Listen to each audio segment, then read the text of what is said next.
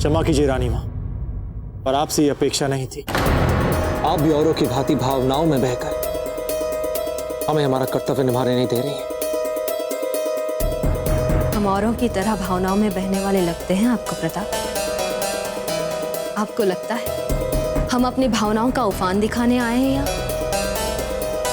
आप स्वयं जब अपनी भावनाओं में डूबकर हमें लेने आए थे, राणा जी हमारे बिना स्वयं को मानसिक यंत्रणाएं दे रहे थे, आए हम कभी? हमारी बहू गर्भ से थी, आए हम? हमारे पोते ने जन्म लिया, आए हम? यदि भावनाओं में बहने की प्रवृत्ति होती हमारी, तो भावनाओं में डूबने के अनगिनत अवसर आए हमारे लिए, जिसे आप अपना कर्तव्य समझ रहे हैं।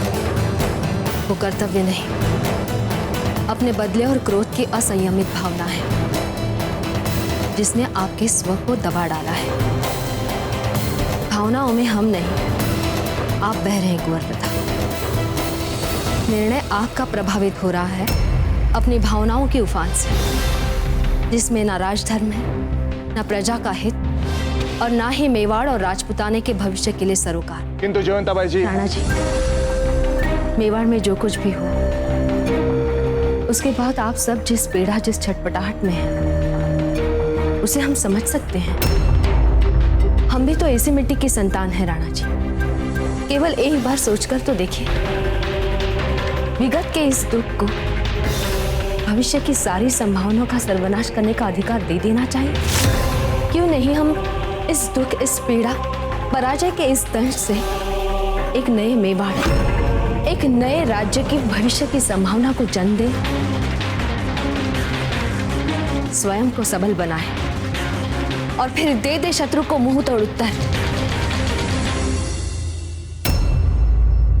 रानी मां, जब तक हम उस मुगल से अपने वीर साथियों के बलिदान का प्रतिशोध नहीं ले लेते, हम ना ही वर्तमान देखेंगे और ना ही भविष्य। किस लिए दी है आपको बचाकर चित्तौड़ में हमारे वीरों ने प्राणों की आहुति? बोलिए, आप बोलिए अजब दे। रानी माँ, वे सब भी यही चाहते थे कि कुंवर प्रताप के ही हाथों जीवित रह सके मेवाड़ और राजपुताने की स्वतंत्रता की मशाल। अर्थात वो सब जानते थे यदि प्रताप जीवित रहेंगे तो मेवाड़ जीवित रहेगा, राजपुताने में स्वतंत्रता का विचार जीवित रहेगा। और कर क्या रहे हैं कुंवर प्रताप? अपने प्राण न्यौछावर करके, अपना निज नाम करके उन सारे बलिदानों पर पानी फेर रहे हैं। हमसे पूछे तो आप सब जो कर रहे हैं ना, बहुत सरल मार्ग है। आत्महत्या सदा सरल होती है, कठिन होता है जीना। स्वयं जीवित रहना और अपने अंदर के आग को मरने नहीं देना, और उन सारे सपनों को साकार करना जिनके लिए हमारे वीरों ने अपने प्राण दे दिए हैं। कठिन मार्ग है अपनी प्रजा को सुरक्षा देना, उन्हें भोजन देना, उनके सर पर छत देना, उन्हें फिर से आत्मसम्मान और स्वतंत्रता का अनुभव देना। यदि आप सब आज बदले की भावना में अपना जीवन दे देंगे तो आप पर भरोसा करने वाली सारी प्रजा का सर्वनाश निश्चित हो जाएगा। कौन बचाएगा उन्हें मुगलों के अत्याचार से? कौन करेगा उनकी रक्षा? क्या राजधन मात्र निजी सम्मान और निजी बदले का खेल है? प्रजा की देखभाल नहीं?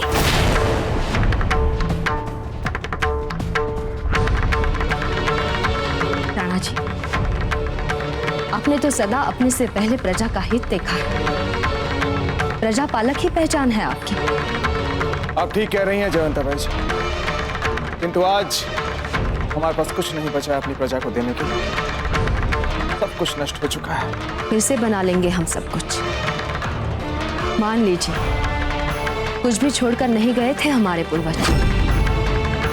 यदि हम हमारे क्रोध को सही दिशा दे दें, अपने अंदर के बदले की आग को नवनिर्माण की अग्नि बना दे, तो एक क्या 10 चित्तौड़ खड़े कर सकते हैं हम। और फिर दिखाएंगे हम अकबर चित्तौड़ हत्याकांड उसके जीवन का सबसे बड़ा अपराध था, जिसका भारी मूल्य चुकाना पड़ेगा उसे।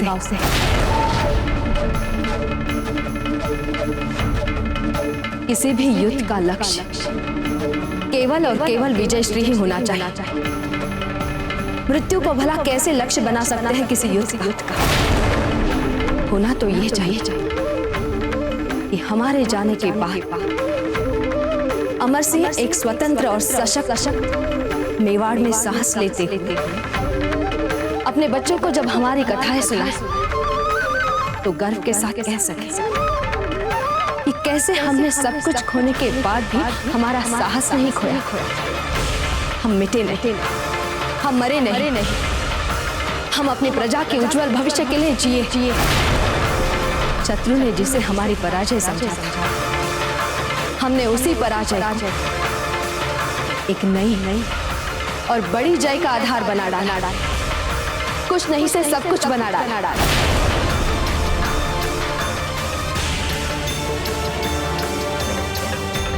कुछ नहीं से सब कुछ कर डाला।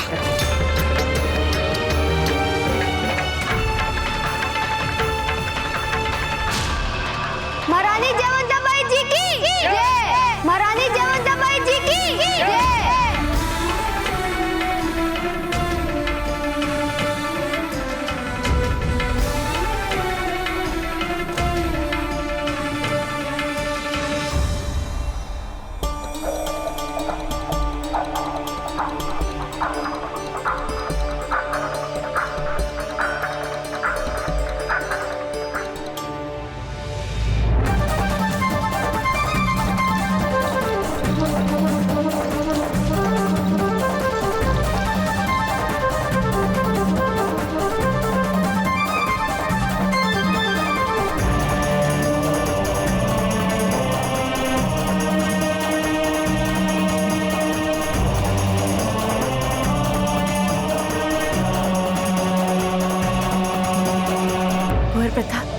रानी माँ बिल्कुल ठीक कह रही है, मान जाइए।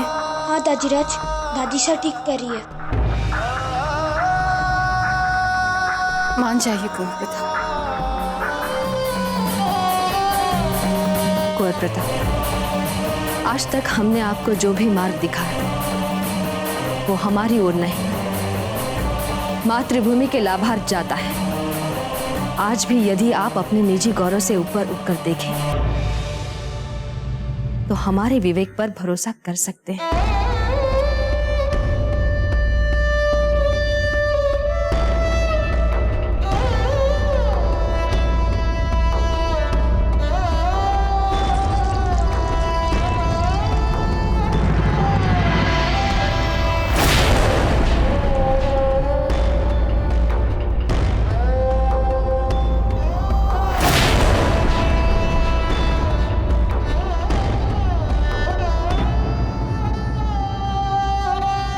हीर भाई जी, आपने सही समय पर सूझबूझ दिखाई और पत्र लिखकर जयवंताबाई जी को यहाँ बुला लिया। इसके लिए हम आपके आभारी हैं। नहीं, हमारा तो मन कर रहा है कि उस अकबर के साथ जाके अभी दो हाथ कर लें। अवश्य, ये शुभ कार्य करने आप अभी जाएं। अब जब बड़ी रानी माँ ने आदेश दे दिया तो हम उसका उल्लंघन कैसे कर सकते हैं? इन्होंने तो गोदी में खिलाया हमें। और अभी तो इन्होंने कहा ना कि हमें सब यहीं पे रह के करना है ना बड़ी माँ?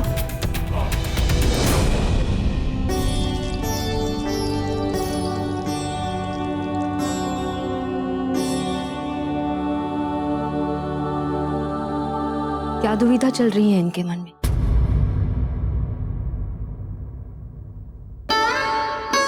जयवंताबाई जी, आपने हमें हमारा दायित्व तो याद दिला दिया, किंतु हम उसे पूरा कैसे करें? जो नगर हम अपने उजड़े नागरिकों के लिए बनवाना चाहते हैं, कैसे बनवाएंगे वो? हम अपने नए दुर्ग का निर्माण किस तरह कर पाएंगे, ये तो हम भी नहीं जानते। राणा जी, बस आपकी छत्र छाया बनी रहे, नगर का निर्माण नहीं रुकेगा। यदि आपका आशीर्वाद रहा तो कोई ना कोई मार्ग अवश्य निकलेगा।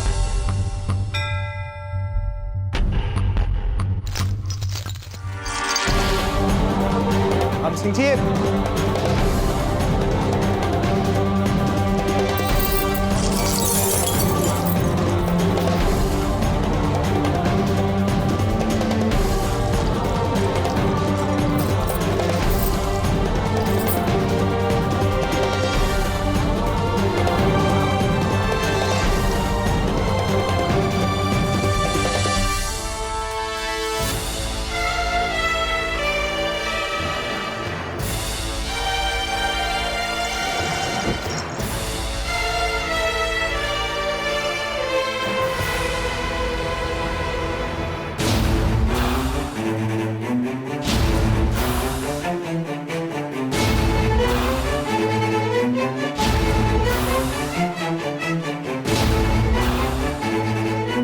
हम आपके सामने प्रतिज्ञा रखते हैं कि हम अपने साहसी नागरिकों के साथ एक नया राज्य बनाने के लिए अथक परिश्रम करेंगे।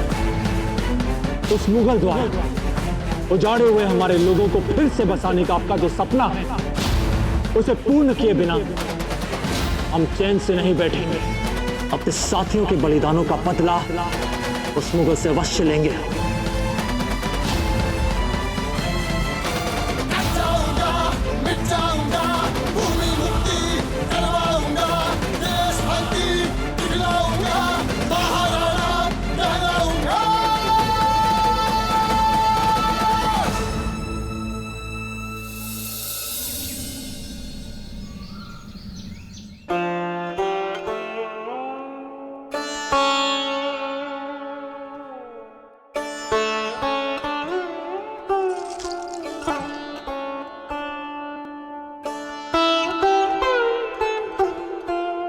माँ हमने पूजा, आप रो क्यों रही है माँ? हमें लगा सब कुछ ठीक हो चुका है, दाजीराज नए राज्य का निर्माण कर रहे हैं और ऐसे में ये पूजा तो ठीक है, और ये रोना? अमर सिंह जी, वेदलिंग जी के प्रति हमारे कृतज्ञता के आंसू हैं। उन्होंने बिना मांगे हमें सब कुछ दे दिया। आपकी बड़ी रानी माँ को हमारे पास फिर से भेज दिया। आप नहीं जानते अमर सिंह जी, आपकी बड़ी रानी माँ साक्षात एक देवी माँ का स्वरूप है। उनके होते जो संकट हम पर आए थे, अब देखना वो फिर कभी नहीं आएंगे। और माँ, जब से बड़ी रानी माँ आई है, दाजीराज प्रसन्न नहीं लग रहा है। वो सब आप अपनी बड़ी रानी माँ पर छोड़ दीजिए अमर सिंह जी। वो आपके दाजीराज को हम सबसे अधिक जानती हैं।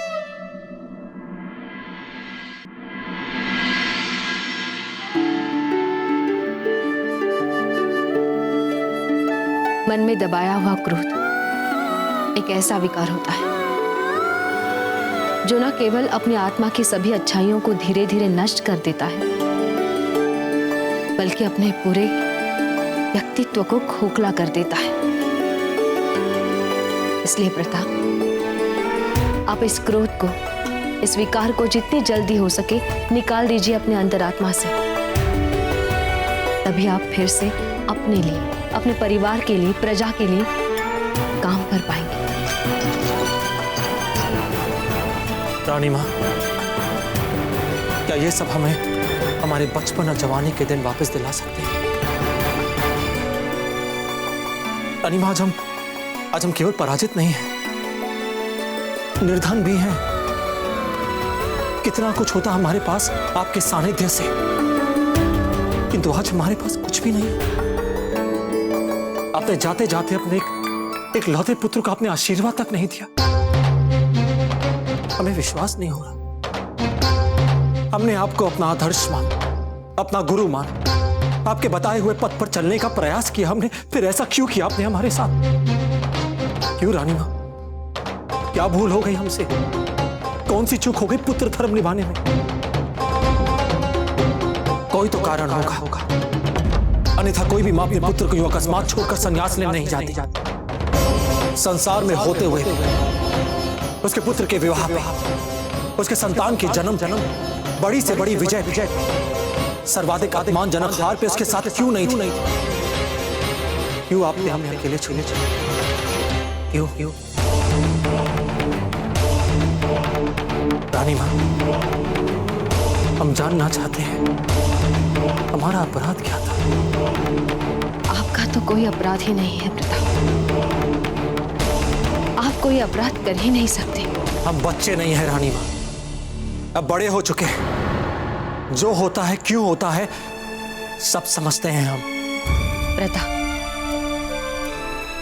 जैसे जैसे हम बड़े होते हैं भांति भांति के संबंधों में बनते जाते हैं। माँ बेटा, पिता पति, भाई बहन मित्र, इन संबंधों में बनते बनते, इन संबंधों में बढ़ते बढ़ते हम ये भूल जाते हैं कि क्यों आए थे हम यहाँ, क्या उद्देश्य है हमारे जन्म का, थे क्या हम, क्यों भेजा है ईश्वर ने हमें यहाँ। अपने आप को खोजने के लिए अपने से दूर जाना पड़ता है, और हम गए स्वयं को पहचानने के लिए। स्वयं को स्वयं से दूर रहकर देखना पड़ता है। स्वयं से अलग रहकर ही स्वयं को समझ पाते हैं, और तभी घटनाओं को सही परिप्रेक्ष्य में समझ पाने की दृष्टि मिलती है।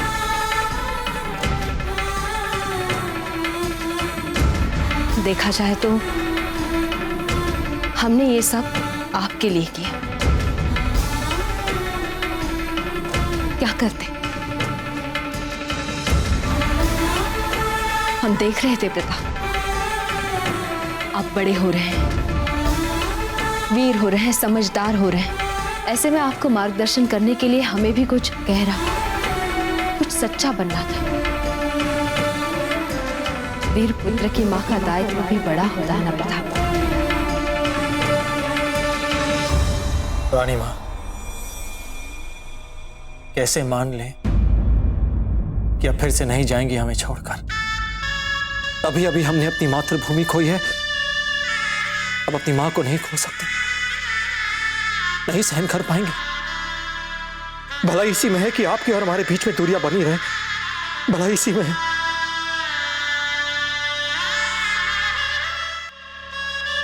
प्रताप, अब कहीं नहीं जाएंगे हम।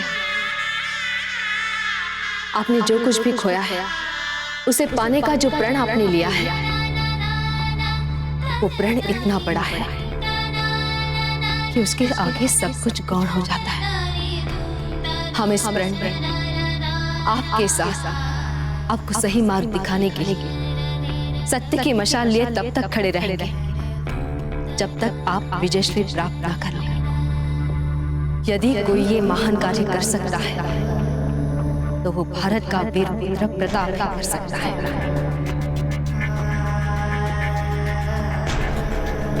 अरे माँ, आप जो विश्वास दिखा रही हैं हम उसके योग्य नहीं हैं रानी माँ।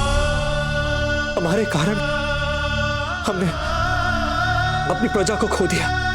हमारे सेनापति, हमारे साथी, उन्होंने हमारे कारण अपने जीवन को त्याग कर दिया। सब कुछ हार गए,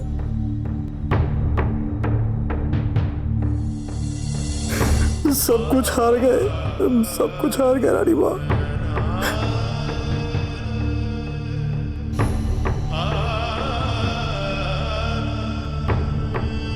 एक ही मार्ग है इन सभी के बलिदानों को सम्मान देने का।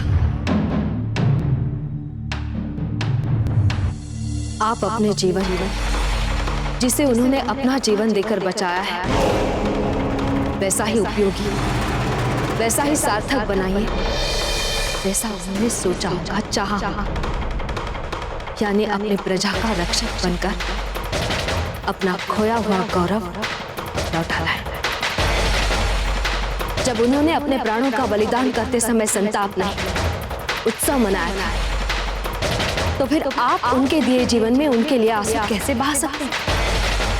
उनकी विजय आपका जीवन थी, तो आपको भी उनसे मिले इस जीवन को अपने उन साथी, अपनी प्रजा उपयोगी और सार्थक बनाना है, और अपने शत्रु से चाहे जो करना पड़े अपना खोया हुआ सब कुछ वापस लेना है।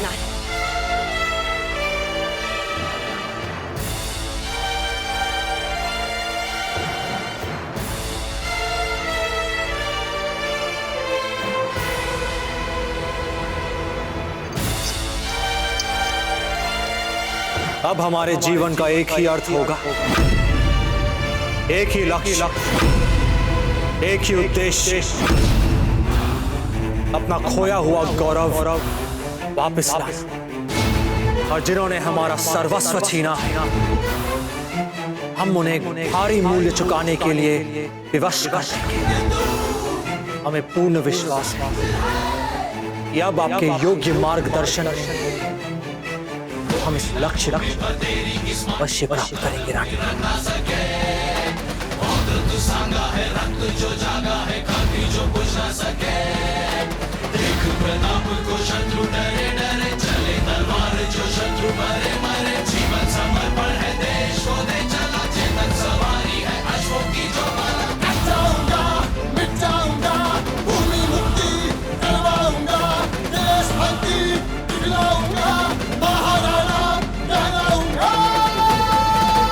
कुंवर प्रताप ने अपनी मां जयवंता बाई के भावनात्मक और धार्मिक सहयोग एवं आशीर्वाद से मां के बराबर स्रोतों से भी अपनी चित्तौड़ की उजड़ी प्रजा के लिए एक नए और भव्य नगर के निर्माण का कार्य आरंभ किया। प्रताप के पास यथोचित संसाधन नहीं थे, अपार धन संपदा भी नहीं थी, किंतु समस्त प्रजा का अगाध विश्वास था उन पर, उनके सपनों पर, उनकी सामर्थ्य पर, उनके जोश पर, और सभी जुट गए नव निर्माण के इस अद्भुत यज्ञ में।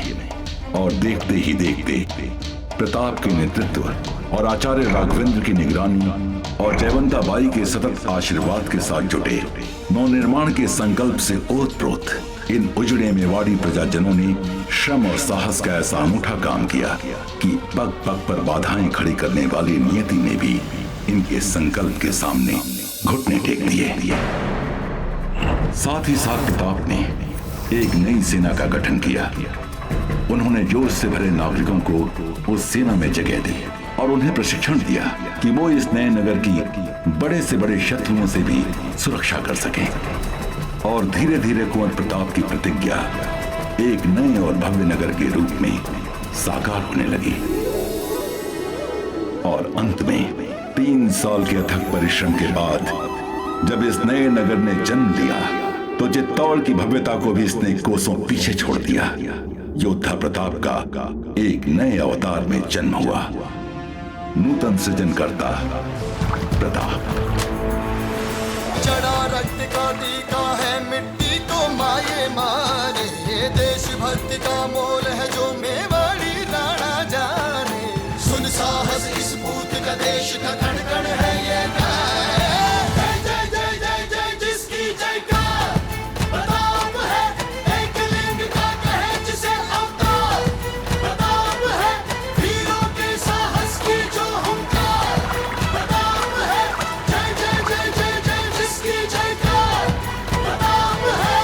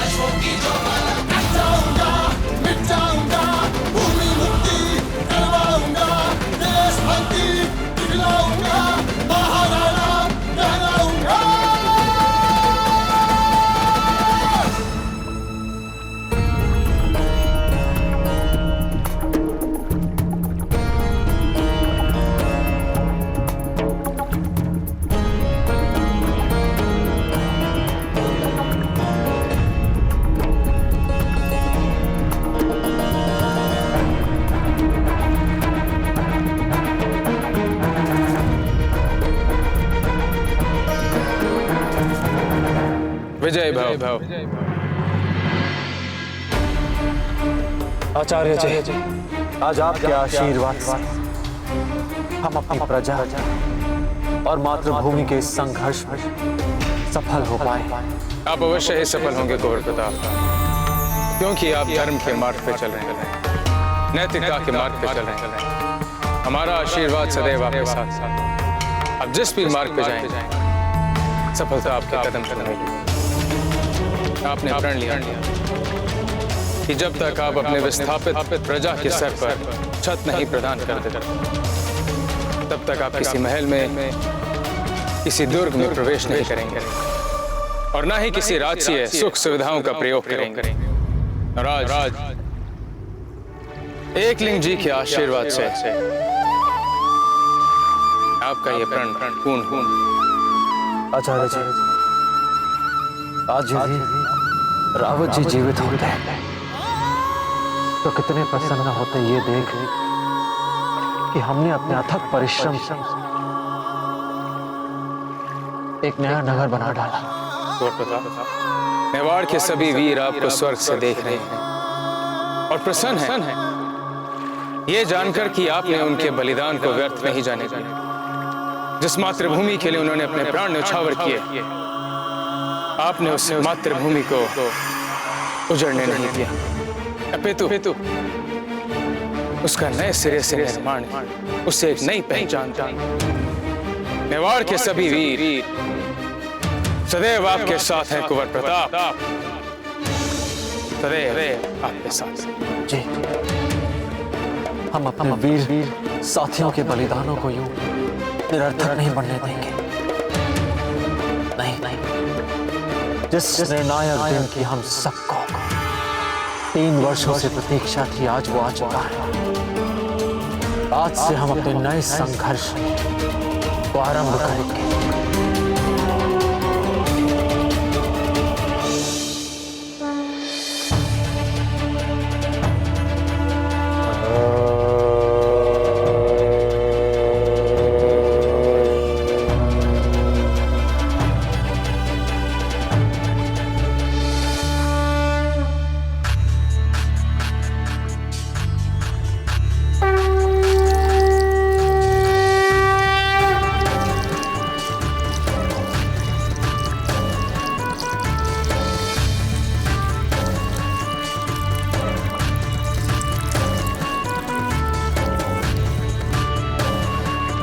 एकलिंग जी महाराज, आपके आशीर्वाद आज अपनी विस्थापित प्रजा की एक नए नगर का निर्माण कार्य संपूर्ण किया।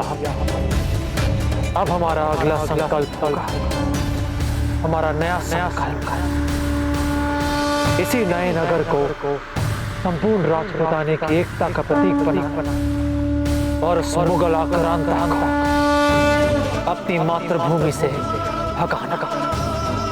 हम उन मुगलों को अपनी मातृभूमि से खदेड़ कर बाहर फेंक देंगे और अपनी मातृभूमि को स्वतंत्र कराएंगे। जय एकलिंग जी, जय एकलिंग जी, जय एकलिंग जी, जय एकलिंग जी।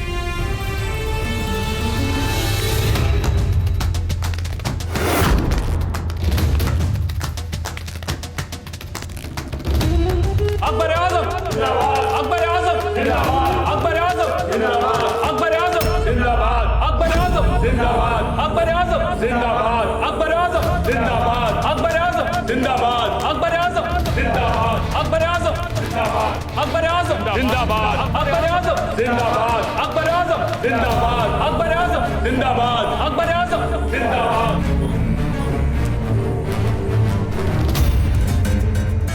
शहंशाह का इकबाल बुलंद हो। कहो मान, कहो। देखिए जहांपना, पिछले 3 सालों में भारतवर्ष का अधिकांश भूभाग आ चुका है आपके अधिकार क्षेत्र में। सूबा उड़ीसा, सूबा बिहार और सूबा बंगाल। माशाअल्लाह।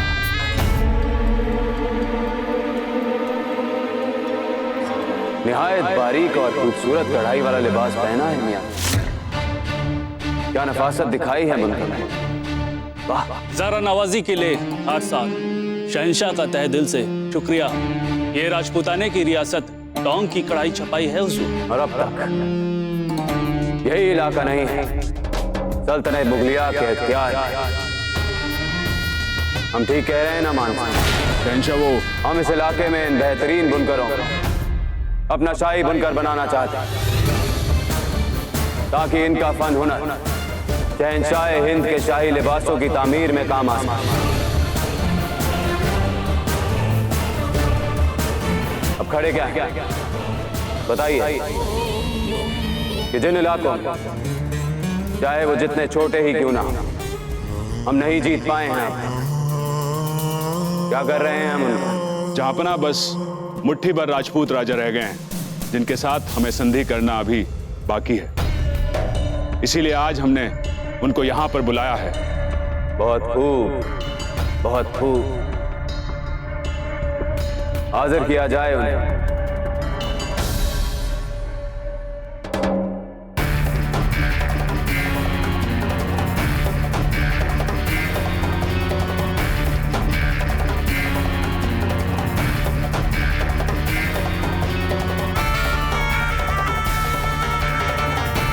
सलाम कीजिए शहंशाह हिंद को झुककर। निष्ठा ही नहीं है आपके शहंशाह के लिए हमारे मन में मान सिंह जी। तो कैसे करें उन्हें प्रणाम? हम राजपूत हैं हम।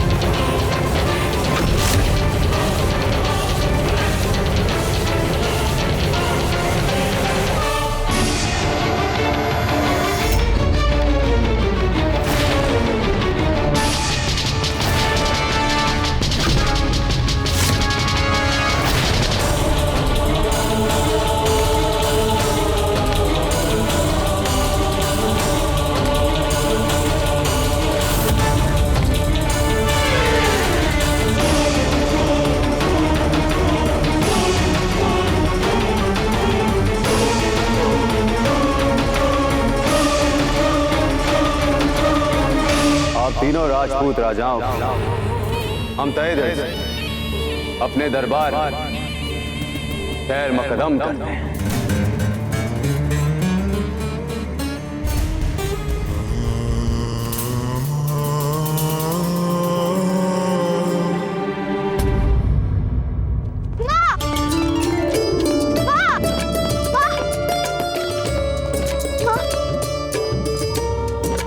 बात है अमर सिंह जी? अंतिम घर की छत भी बन गई है।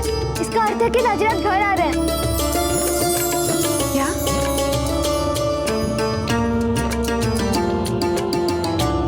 माँ, चलिए चलकर सारी तैयारियां करते हैं। चलिए।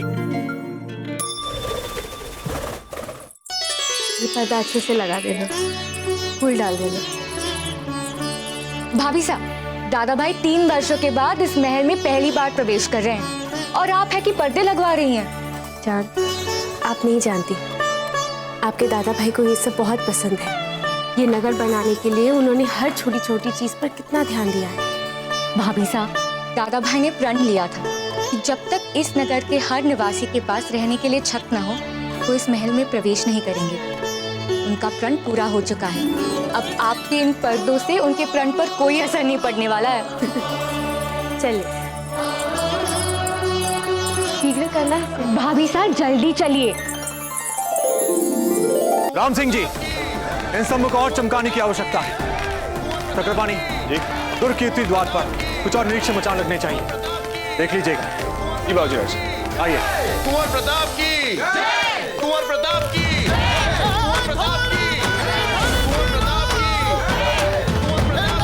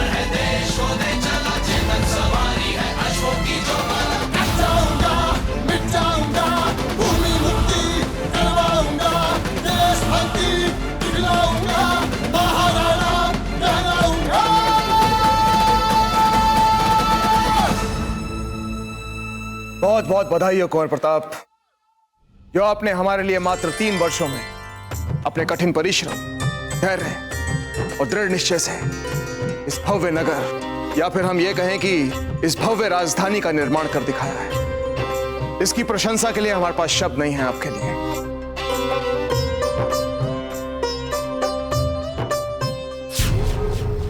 नहीं दजीराज, इस नए नगर के निर्माण का श्रेय हमारा नहीं है, उदयपुर के बच्चे बच्चे का है।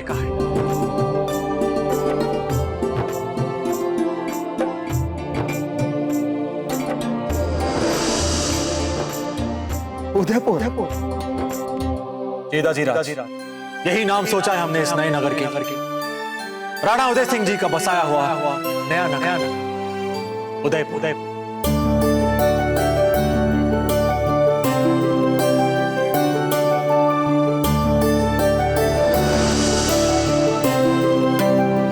दाजीराज, आप सबकी प्रेरणा के स्रोत हैं, आप सबके राणा जी हैं, इसलिए संसार आज से इस नए नगर को उदयपुर के नाम से जानेगा। उदयपुर, उदयपुर, उदयपुर, उदयपुर।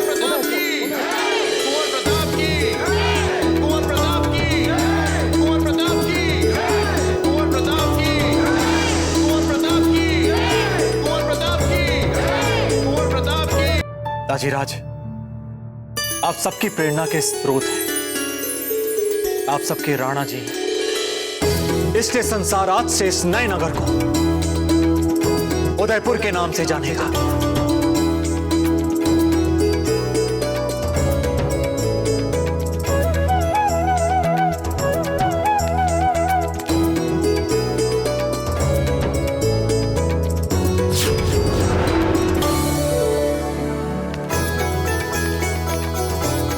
जयवंताबाई जी, आरती उतारिए कुंवर प्रताप की, कहीं हमारी नजर न लग जाए नहीं।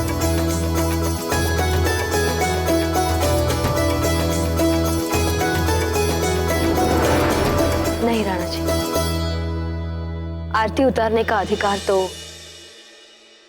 धीरबाई जी का है, क्योंकि हमारे अनुपस्थिति में महारानी के सभी कर्तव्य इन्होंने ही निभाए, इसलिए अब भी ये कर्तव्य यही निभाएंगे। जयवंताबाई जी, हम जानते हैं कि अब आप महल के क्रियाकलापों में अधिक रुचि नहीं रखती, किंतु आज हम स्वयं आपसे प्रार्थना कर रहे हैं कि सही मार्ग दिखाने वाली महारानी के रूप में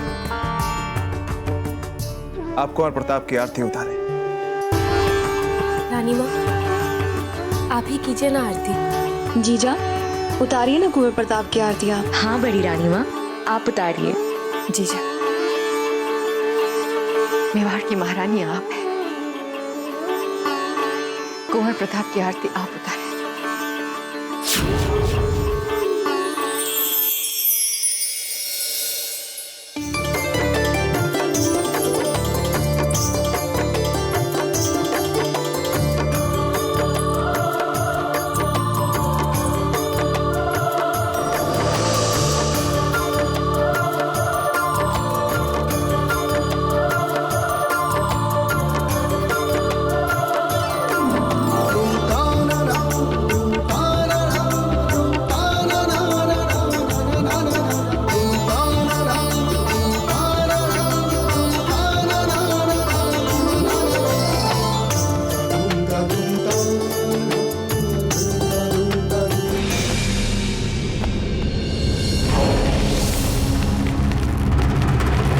चार कदम मिलकर साथ क्या चल लिए? आप ये मत मान लीजिएगा कि प्रभु सत्ता स्वीकार कर ली है हमने आपकी।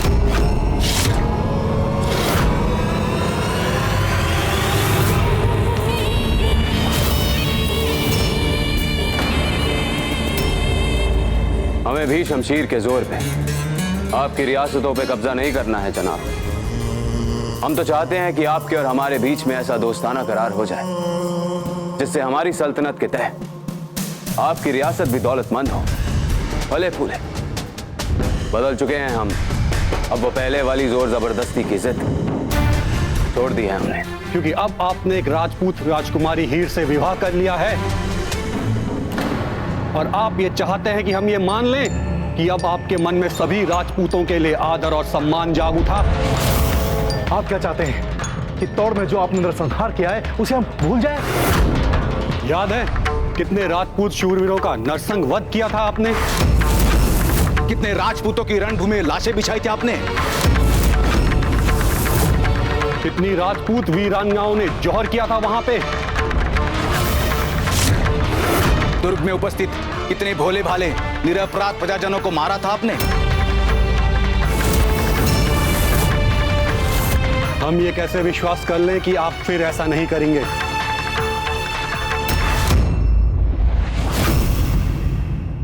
आइए हमारे साथ।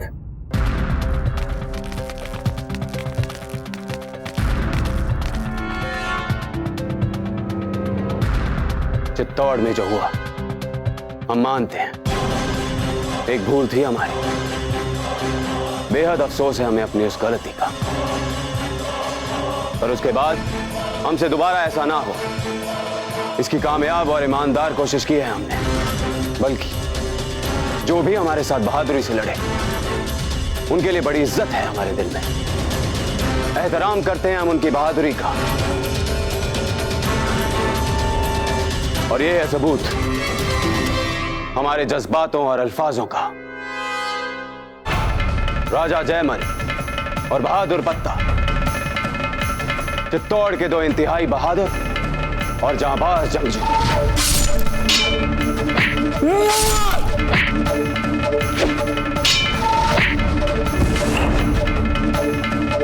हम ताउम्र इन जंगजुओं के बूतों को अपने सामने रखेंगे ताकि हमारे जहन में इन्हें देख देख कर इन्हीं की मानिंद बहादुरी का जज्बा आ सके।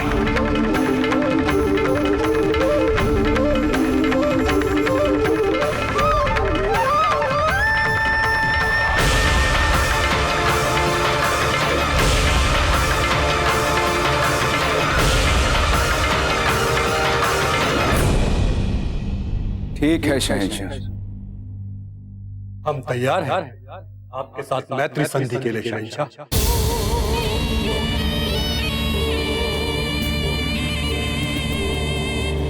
प्रताप या मेवाड़ का राज परिवार आपकी इन सब बातों से प्रभावित होगा, हमें तो अभी तक संदेह है इस पर। सुना है कुंवर प्रताप ने इतनी बड़ी पराजय के बाद भी साहस नहीं खोया है अपना, और चित्तौड़ से भी कई अधिक एक ऐसे भव्य नगर का निर्माण कर डाला है जिसके दूर दूर तक चर्चे हैं। आप इस समय एक घायल शेर हैं और राजपुताने के घायल शेर बहुत खतरनाक होते हैं शहंशाह।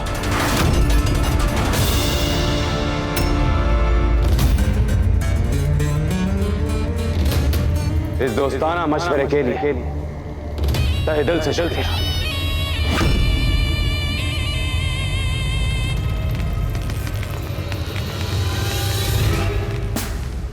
मान सिंह, फौरन हमारे सामने प्रताप के इस नए शहर का नक्शा तैयार करके पेश किया जाए। जी शहंशाह।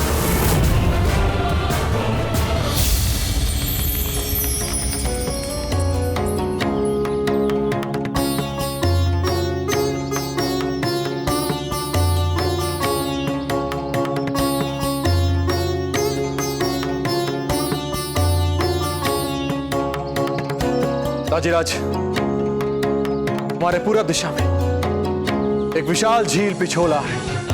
बाकी सभी दिशाएं अरावली की ऊंची ऊंची दुर्गम पहाड़ियों और घने जंगलों से आच्छादित है। ताजीराज, शत्रु चाहे भी तो हम पर आक्रमण नहीं कर सकता, और वहां उस पहाड़ी से हम दिन रात हम शत्रु पर वार कर सकते हैं। हमारे शत्रु उन पहाड़ियों तक नहीं पहुंच सकते। इसका अर्थ यह हुआ कि हर संभावित आक्रमण से हम चारों तरफ से सुरक्षित हैं। हाँ हमारे शेर, हम सब सुरक्षित हैं। इससे पहले कि हमारे शेर महोदय के सोने का समय हो जाए, आइए महल के बचे हुए भाग दिखा दें। आइए चलिए गौर प्रताप। शहंशाह, ये राजपूताना के विशाल और भव्य महल हैं। वास्तव में चारों ओर फैली दुर्गम अरावली पर्वत श्रृंखलाएं और पूरब में सागर से विशाल पिछौल झील से घिरे इस दुर्ग के अंदर इन्होंने कई छोटे छोटे महल बनवाए हैं, जो कई सुंदर चौकों और हवादार गलियारों से आपस में जुड़े हुए हैं। क्या क्या नाम है इन महलों के? एक एक का नाम जानना चाहते हैं।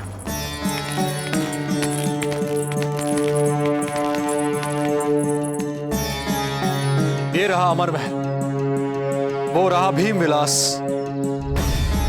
और वो बड़ा महल।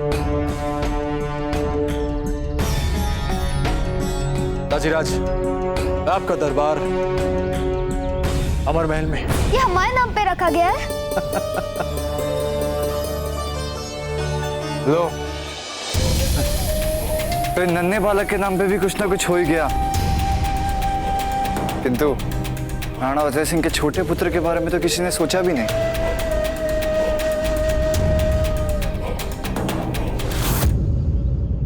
हमने स्वयं कुंवर प्रताप को मना किया था कि जब तक आप अपना नाम नहीं कमा लेते, आपके नाम के पीछे कुछ न रखा जाए।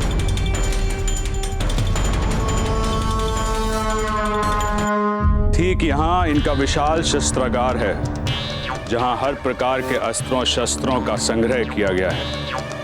बहुत खूब।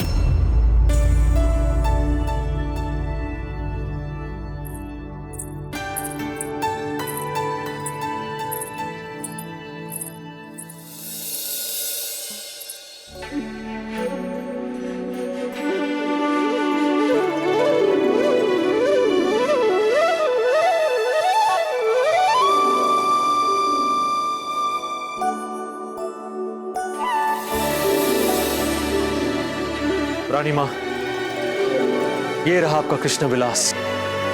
यहां आप ध्यान मग्न होकर साधना अर्चना कर सकती हैं।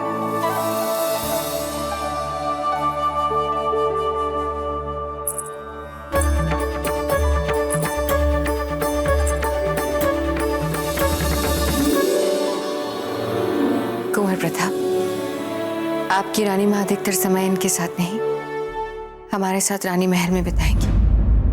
नहीं धीर भाई जी, लगता है कुंवर प्रताप को हमारे भविष्य की योजनाओं की भली भांति समझ है।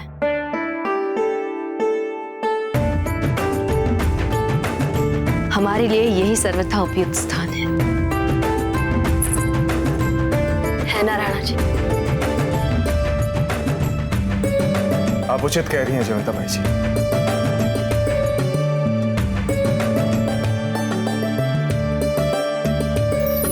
इस नगर के एक और पहाड़ी है और दूसरी ओर झील है। इस नगर को आसानी से घेरा नहीं जा सकता शहंशाह।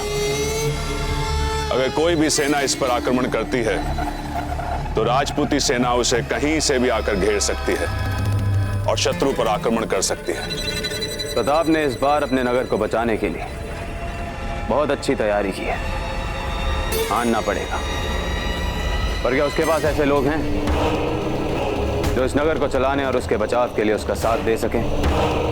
उसके सभी बड़े सिपह सलार तो शहीद हो चुके हैं। उसका दरबार तो खाली होगा।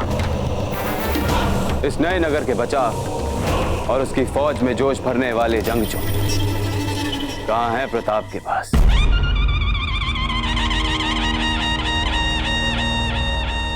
लगता है दरबार में सब लोग एकत्रित हो गए। हमें चलना चाहिए कुंवर प्रताप। राणा जी, आज पहला दिन है और आप आज से ही काम शुरू। छोटी माँ, बिना समय गवाए हमने सोचा क्यों ना दाजीराज के नए मंत्रिमंडल का गठन कर दिया जाए। इसीलिए दरबार बुलाया गया है हमें। आइए दाजीराज। यह आवश्यक भी हो गया है क्योंकि चित्तौड़ युद्ध में हम अपने सारे विश्वास मंत्री, सारे सामंत और सारे सेनापति खो चुके थे।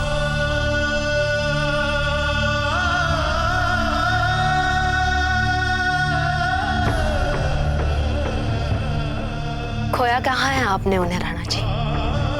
आपके सभी सामंत, सभी मंत्री, सभी सेनापति अमर हो चुके हैं, हमारे पुरखों की तरह। ये भी आपको आशीर्वाद दे रहे हैं। आप ठीक कह रही हैं जयवंता जी। और वैसे भी इतना विशाल महल है, एक दिन में कहां घूम पाएंगे। फिर कभी घूम लेंगे। अभी हम चलते हैं। चलिए कुंवर प्रताप। कौन जगमाल, नए मंत्रिमंडल की घोषणा है, आप नहीं चलेंगे? चलेंगे ना दादा भाई, क्यों नहीं चलेंगे। हम तो सिर्फ देख रहे थे कि आप नए मंत्रिमंडल की घोषणा में अपने छोटे भाई को आमंत्रित करते या भूल जाते। अपने छोटे भाई को तो हम सपने में भी नहीं भुला सकते। आइए।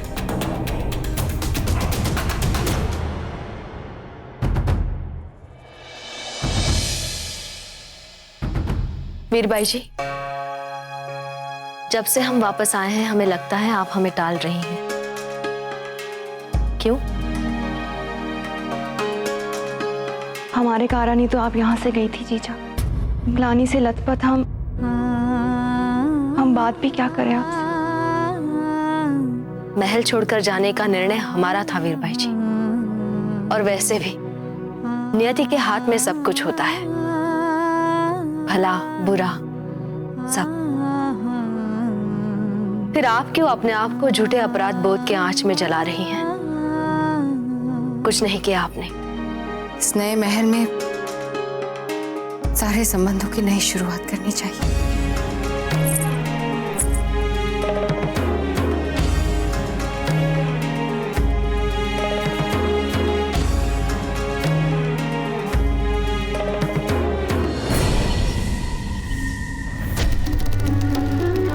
शहंशाह, प्रताप के नए महल में दरबार वाले भाग पर इतनी दिलचस्पी क्यों ले रहे हैं? हाँ मान से, क्योंकि हम चाहते हैं कि तुम इस दरबार में होने वाली हर छोटी से छोटी हरकत पर अपनी नजर रखो। हम सबका वध करना है आपका नगराज जी। क्या? नहीं नहीं हुक्म। तो फिर ये खंजर क्यों? ये तो बस हम फूल से ले आए। हम सच कह रहे हैं हुक्म। आप इतना क्यों घबरा रहे हैं नगराज जी? और ऐसी छोटी मोटी छुरियां हर किसी के पास है, आप खुद देख लीजिए। पता नहीं क्यों, किंतु एक विचित्र सी अपनेपन की तरंगे मिल रही हैं हमें आपसे। जैसे कि यहाँ ये जो कुछ भी चल रहा है आपका वो नहीं, कुछ और ही उद्देश्य है। अब कहना क्या चाहते हो हुक्म? राणा उदय सिंह की, राणा उदय सिंह की, राणा उदय सिंह की, राणा उदय सिंह की, राणा उदय सिंह की, राणा उदय सिंह की, राणा उदय सिंह की, राणा उदय सिंह की, राणा उदय सिंह की, राणा उदय सिंह की, राणा उदय सिंह की, राणा उदय सिंह की, राणा उदय सिंह की, राणा उदय सिंह की, राणा उदय सिंह की, बहुत विचार विमर्श करने के बाद हमने और कुंवर प्रताप ने महत्वपूर्ण राजकीय विभागों के प्रमुखों की एक सूची तैयार की। अब कुंवर प्रताप आपको वो सूची सुनाएं।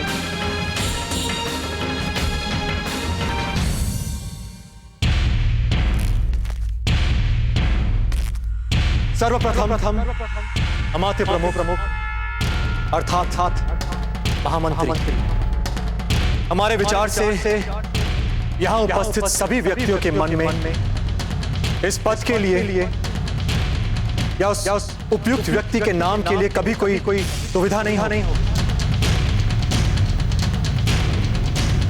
और चूंकि इस सर्वाधिक और महत्वपूर्ण पद के लिए जो सबसे योग्य व्यक्ति मेवाड़ में है वो और कोई नहीं।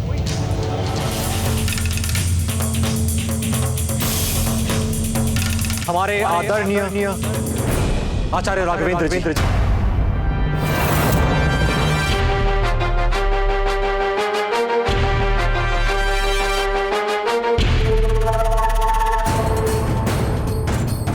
आइए आचार्य जी।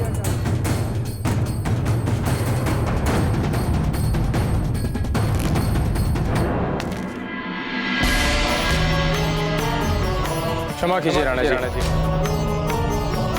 किंतु मेवाड़ की सेवा के लिए हमें किसी पद की आवश्यकता नहीं। वो हम अच्छी तरह जानते हैं आचार्य जी, और ये आप कई बार सिद्ध भी कर चुके। किंतु इस समय हमारे गिरते स्वास्थ्य के कारण हम आपसे निवेदन करते हैं कि आप इस पद को स्वीकार करें और इसकी गरिमा बढ़ाएं।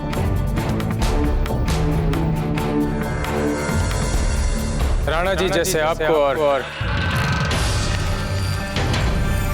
कुंवर प्रताप को उचित लगे।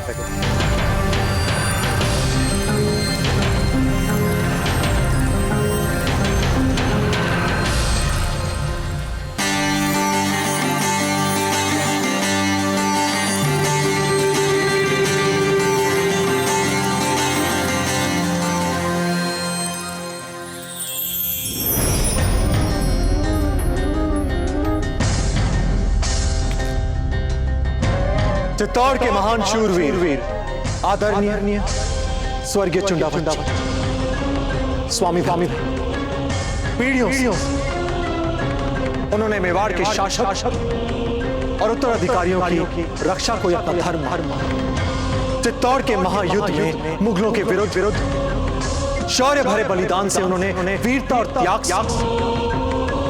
एक अमिट और अद्भुत गाथा लिखा। और आज उनके उत्तराधिकारी किशनदास जी चुंडावत हमारे मत चुंडावत वंश को आगे बढ़ाने का उत्तरदायित्व इन्हीं का। इसलिए हम आपसे विनम्र निवेदन करते हैं, कृपया यहाँ आए और राजकोष संरक्षक को स्वीकार कर।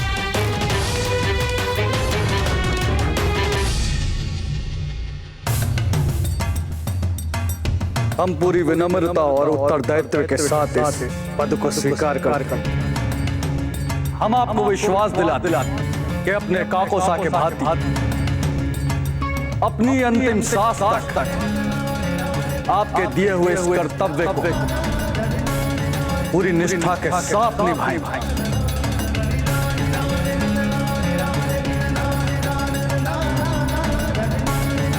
आप हमें दादा भाई कह सकते हैं, आपके काका भी हमारे लिए पिता समान।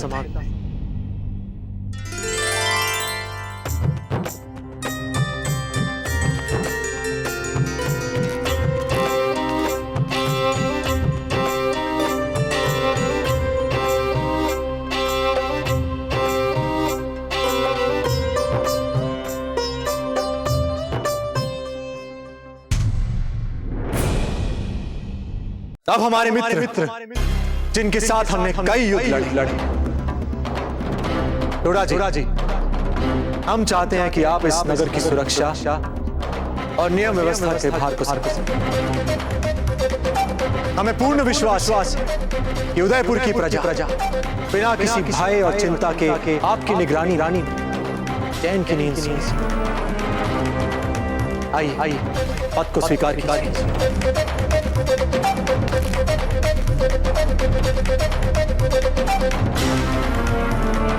हम पूरी निष्ठा से इस पद की गरिमा रखेंगे। उत्तम उत्तम, अति अति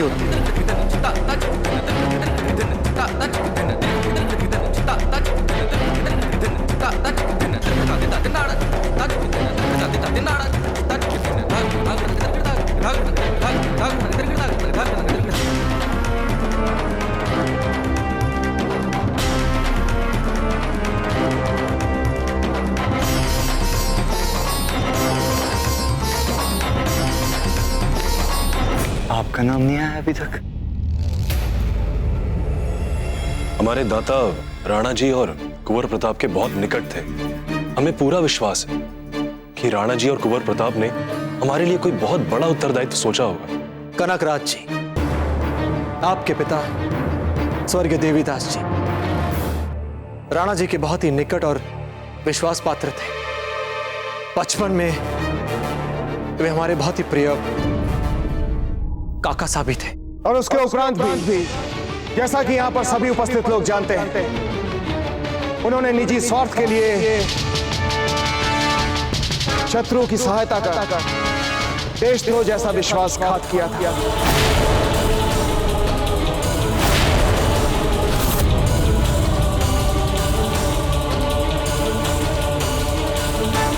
तुम ही मेरे काम के आदमी हो कनकराज राज। तुम ही मेरी आकांक्षाएं पूरी करने में मेरी सहायता करोगे। कनकराज जी, क्योंकि बहुत लंबे समय तक देवी काका राणा जी के प्रति निष्ठावान थे और हमने ये भी सुना है कि आपके पास बहुत अद्भुत जानकारियां हैं मवेशियों और अश्वों के बारे में। इसलिए सारी विगत बातों को भुलाकर हम चाहते हैं कि आप हमारे मंत्रिमंडल में सम्मिलित हो जाएं। उदयपुर के सारे मवेशियों और अश्वों की सुरक्षा और उनके रख रखाव का भार हम आपके योग्य कंधों पर रखना चाहते हैं। हुक्म, हम मेवाड़ नरेश और आपके निर्णय पर उंगली उठाने का अपराध तो कर ही नहीं सकते। फिर भी हम ये कहना चाहते हैं कि जो उत्तरदायित्व हमें दिया जा रहा है, हम उससे कहीं अधिक, कहीं बड़ा उत्तरदायित्व निभाने की क्षमता रखते हैं। वो हम जानते हैं, किंतु आपको सबसे पहले सिद्ध करना होगा कि आप में अपने पिता की भांति देश के साथ विश्वासघात करने की प्रवृत्ति नहीं है। हम आपको वचन देते हैं कि हम पूरी निष्ठा के साथ ये कार्य करेंगे।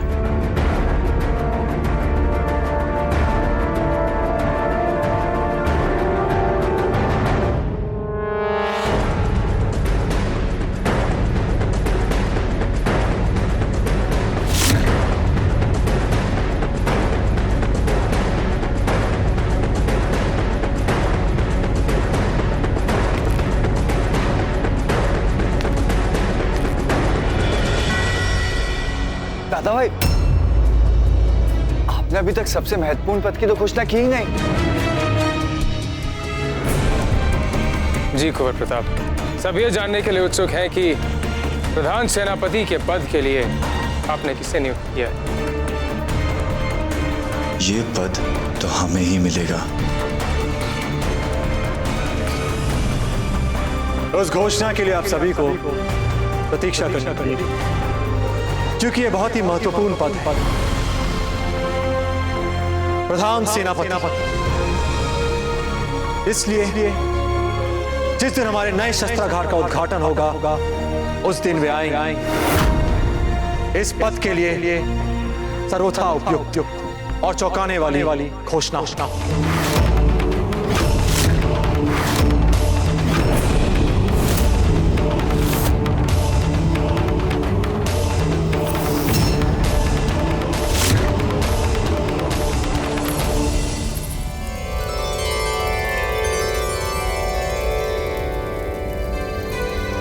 लाइए, हमें खान दीजिए। जी।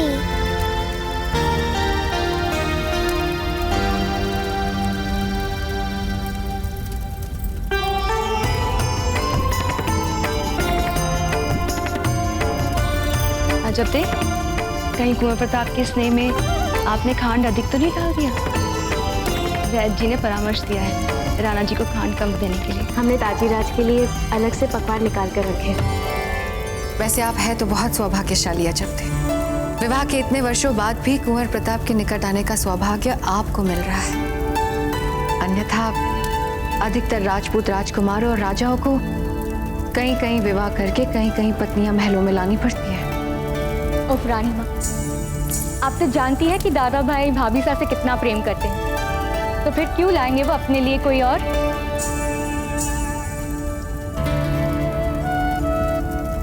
हमारी माँ कहती है कि सभी राजाओं को करने पड़ते हैं राजनीतिक कारणों से विवाह। क्या ये सच है? तो फिर क्रूर प्रताप को भी विवाह करना पड़ सकता है।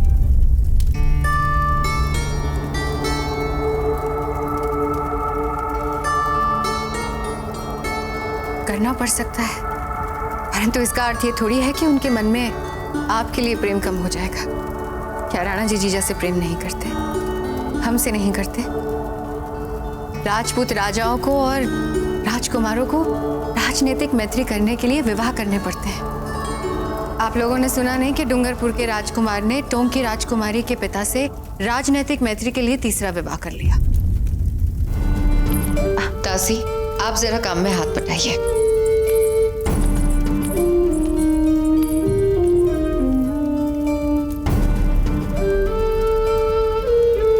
खीर कौन देख रहा है? अजब दे, अजब दे, आप देखिए ना।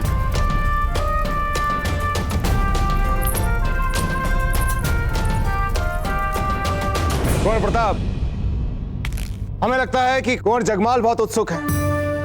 वो ये जानना चाहते हैं कि उन्हें कौन सा उत्तरदायित्व सौंपा जाने वाला है। हमारे छोटे भाई सदा से ही कला और संस्कृति के संरक्षक रहे, इसलिए हमने और दाजीराज ने सोचा कि क्यों ना आपको राज्य सांस्कृतिक मंत्री का पद दिया जाए, उससे सम्मानित किया जाए, ताकि आप अपने योग्य दिशा निर्देशों से राज्य कला संस्कृति के साथ साथ राजपूताना कलाओं की अमूल्य विरासत को नई नई ऊंचाइयां देते। कुंवर जगमाल। हाँ दाजीराज।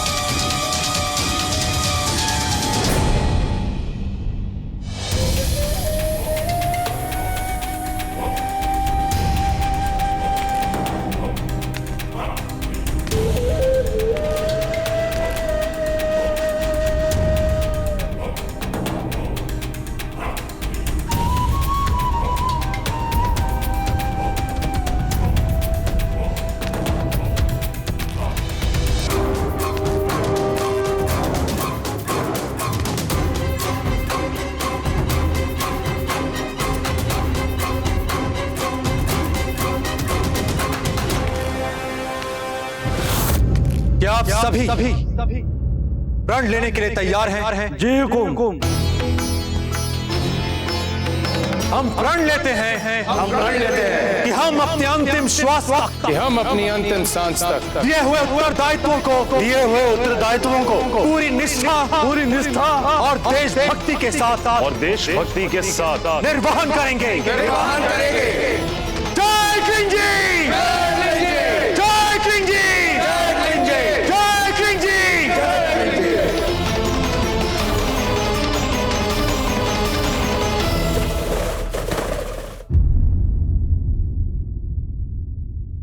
वैसे आप हैं तो बहुत सौभाग्यशाली अजब। विवाह के इतने वर्षों बाद भी कुंवर प्रताप के निकट आने का सौभाग्य आपको मिल रहा है।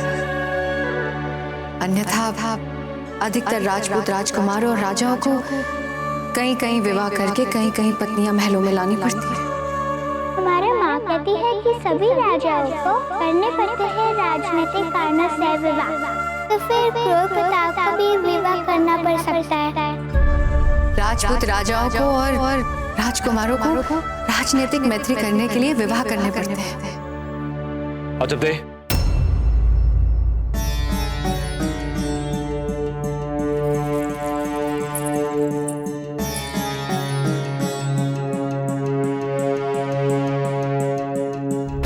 ये क्या जब थे? आपके पति दिन भर नए नगर के उद्घाटन और मंत्रिमंडल के गठन में थक कर महल लौटते हैं और आप उन्हें कुछ ना खिलाकर यहाँ मंदिर को सजाने में व्यस्त हैं। वो हमें लगा कि पाकशाला में कोई और लोग हैं। औरों और आप में अंतर है अजब थे, इतना जानती हैं ना आप? सब हमारी प्रतीक्षा कर रहे होंगे, चलिए।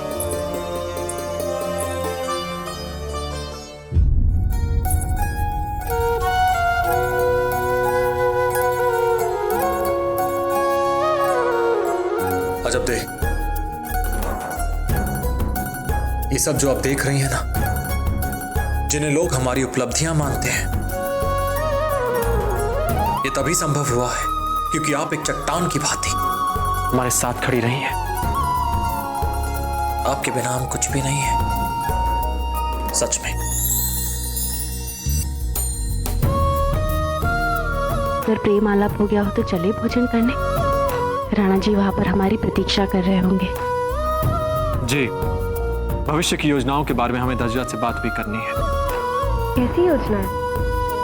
आइए आप स्वयं जान जाएंगी। बहुत अच्छे।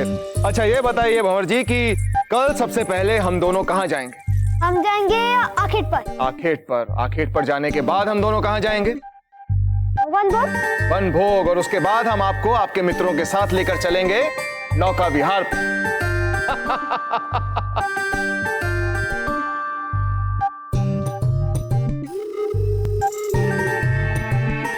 ठीक है राणा जी, आप ऐसे ही प्रसन्न रहिए और स्वस्थ रहिए। हम सबको और कुछ नहीं चाहिए। राजीराज,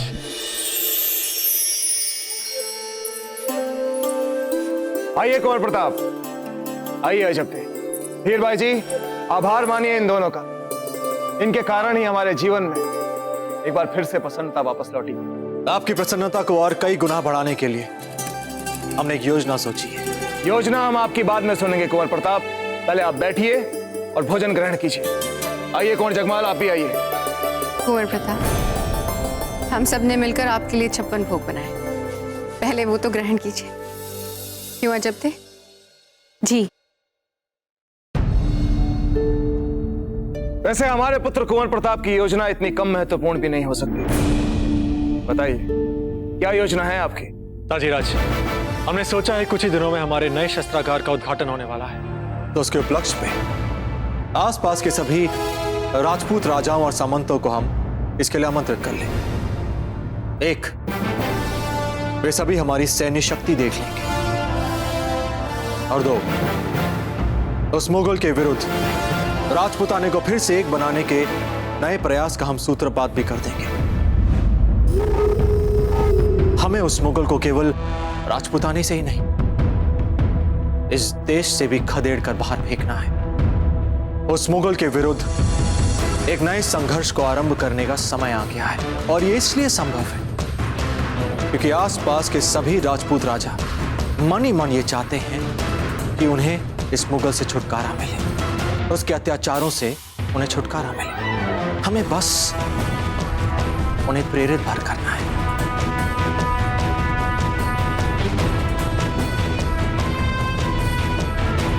कुंवर प्रताप, हम आपकी इस योजना से असहमत हैं।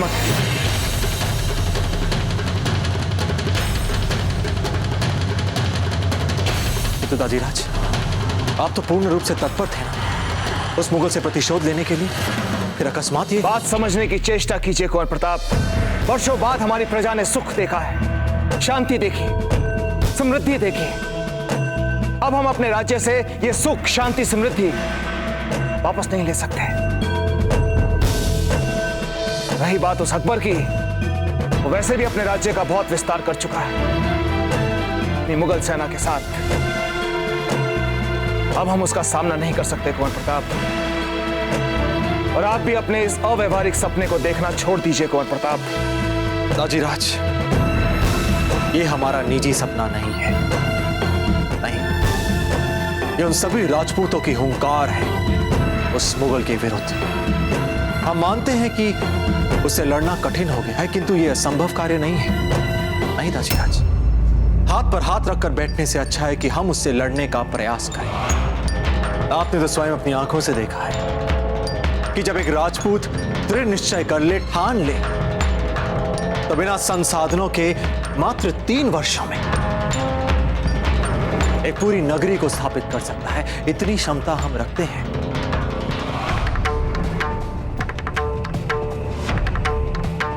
तो आप क्या चाहते हैं कुंवर प्रताप?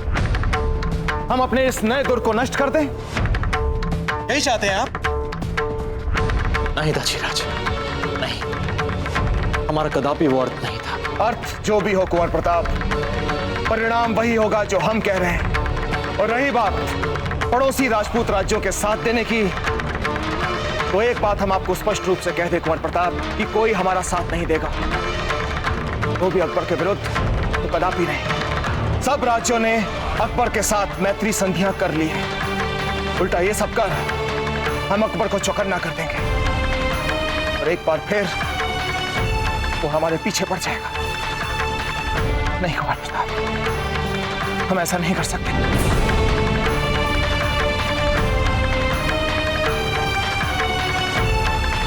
सब राज्यों ने अकबर के साथ मैत्री संधियां कर ली है। उल्टा ये सब कर हम अकबर को चौकन्ना कर देंगे और एक बार फिर वो हमारे पीछे पड़ जाएगा। नहीं कुंवर प्रताप, हम ऐसा नहीं कर सकते। हम आपकी सारी बातें मानते हैं दाजीराज, किंतु हम एक प्रयास तो कर सकते हैं, क्योंकि हमारे विचार से कोई भी आत्मसम्मानी राजपूत राजा सुखी नहीं है उस मुगल के आगे झुककर। सबको एक अवसर की खोज है, और जब उन्हें हमें वो अवसर दिखेगा तो क्यों नहीं देंगे वे हमारा साथ। बहुत रक्तपात देख चुके हैं कुंवर प्रताप हम। अब हम अपने राज्य को किसी भी नए युद्ध में नहीं झोंकना चाहते। नहीं, ऐसा हम कदापि नहीं करेंगे। ठीक है दाजीराज, अगर हम युद्ध नहीं भी लड़े तो क्या लगता है आपको वो मुगल हमसे युद्ध नहीं लड़ेगा? देखिएगा, बहुत शीघ्र ही वो इस नए नगर को भी हथियाना चाहेगा, इसे अपनी मुट्ठी में करना चाहेगा। फिर क्या करेंगे आप? बिना तैयारी के कैसे लड़ेंगे युद्ध? दाजीराज, फिर से दोहराया जाएगा चित्तौड़ दौड़ का।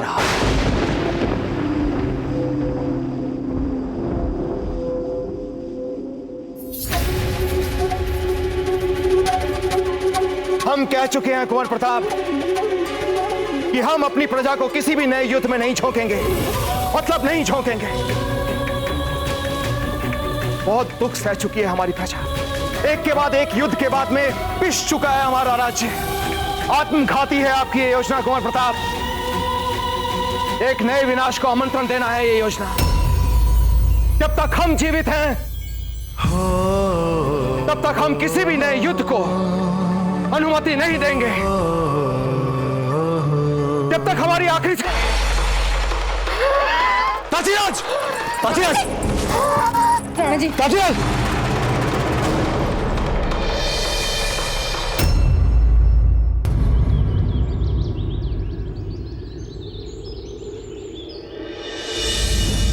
स्वास्थ्य कैसा है राणा जी का? पहले की तुलना में अब उनका स्वास्थ्य बहुत ठीक हो चुका है। वैद्य जी ने उन्हें विश्राम करने और तनाव से दूर रहने के लिए कहा है।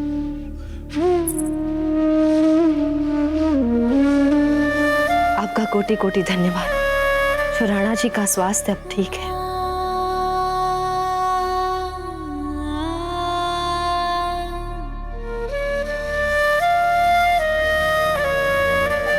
क्या बात है वीरबाई जी? ऐसे तो राणा जी का स्वास्थ्य अब ठीक है, पर जो हुआ वो नहीं होना चाहिए था जीजा। इतनी कठिनाइयों के बाद हमें ऐसा लग रहा था कि सब कुछ सहज हो रहा है, पहले की भांति हो रहा है, किंतु पिता पुत्र में ऐसा कटु विवाद देख हमारा मन बहुत घबरा रहा है। परिवार के अलग अलग सदस्यों के अलग अलग मत होना परिवार के स्वस्थ वातावरण की पहचान होती है वीर भाई जी। सैन्य विषयों को लेकर राणा जी और प्रताप दोनों ही अच्छी समझ रखते हैं, तो उनमें वैचारिक मतभेद तो होंगे ही, और वैसे भी ठीक ही है वीर भाई जी। दोनों अपने विचार भेद उपरांत भी इतने परिपक्व हैं कि पिता पुत्र के आपसी संबंधों में वे कभी आंच नहीं आने देंगे। निर्णय वही अंतिम होगा जो श्रेष्ठ है। जीजा, आपने कितने अच्छे से समझाकर हमारा मानसिक उद्वेग शांत कर दिया। चिंता मत कीजिए वीर भाई जी, डरना विचारहीनता से चाहिए। जहां विचार है सबका कल्याण ही करेंगे ईश्वर। आपने राणा जी की कुशलता के बारे में बताकर हमें निश्चिंत कर दिया।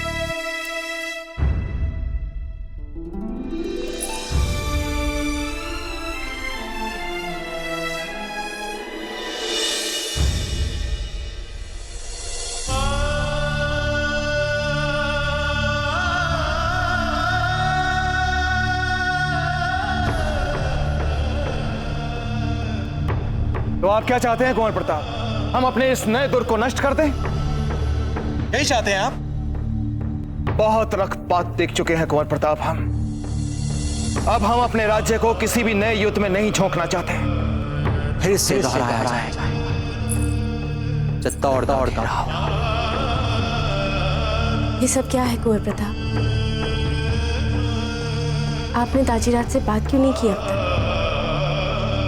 आप उन्हें छिप छिप कर देख रहे हैं, परंतु आपने उनसे जाकर अब तक कोई बात नहीं की। आप चलिए हमारे साथ, वे आपकी प्रतीक्षा कर रहे हैं कुंवर प्रताप। चलिए। परिणाम वही होगा जो हम कह रहे हैं। तो एक बात हम आपको स्पष्ट रूप से कह दें कुंवर प्रताप, कि कोई हमारा साथ नहीं देगा, वो भी अकबर के विरुद्ध तो कदापि नहीं। मेवाड़ के वीर महाराणा प्रताप के जीवन को करीब से जानने के लिए चैनल को सब्सक्राइब करें और बेल आइकॉन दबाना न भूलें।